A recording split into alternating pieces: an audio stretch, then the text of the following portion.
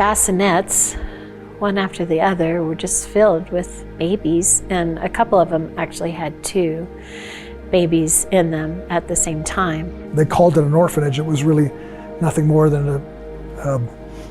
a prison, really, just to throw these children away. And there was one little girl, she was 7 or 8 at the time, and she couldn't walk. And it wasn't because she didn't have the capability to walk, it was that she was never given the opportunity to walk. And because the nurses couldn't care for them, and so these children just left. And I asked the doctor, the head doctor, I said, what do you do with these kids? And he just was like, he was so frustrated. Like, we can't do anything. The nurses come in, bring them food. We change their diapers once a day. But other than that, it's pretty much, they're just sitting in their cribs. We can't even take them outside because it's just too much.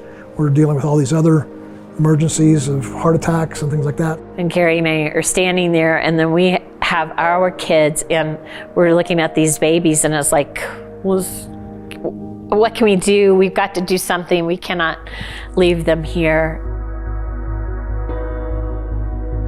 So I said, this is strange, but would you give us the kids? And he goes like, it was so un-American. It wasn't like, well, the red tape says do this or that. He goes, yeah, if you have a place for them, you could take them. So we did go home to New York and made an appeal at Times Square Church, and there were 2 women there that responded, and they actually moved to Romania. We had, through a Christian organization, found a home in that town.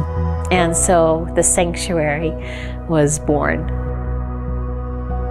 We took those 15 kids into this home, and it's still in existence today. That orphanage is many 30-something years later, 40 years later. I had a chance to visit the orphanage, and I was overwhelmed by the love that these small children brought to me.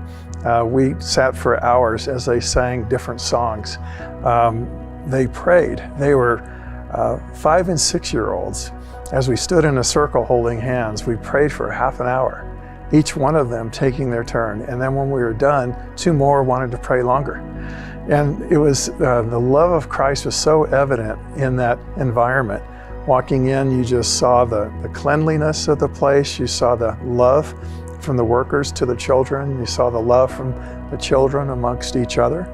And they just shared verbally their love for the Lord without, any probing questions or anything. They were just very living out their faith and their love. So it's a tremendous home. And so that was my first real personal endeavor to bring the love of Jesus and the heart of Jesus and the message of Jesus to the poorest of the poor and the most needy in the world. And one of the things I like about World Challenge is we never post our name on it. We always try to find a local church that sort of adopts that program and partners with us.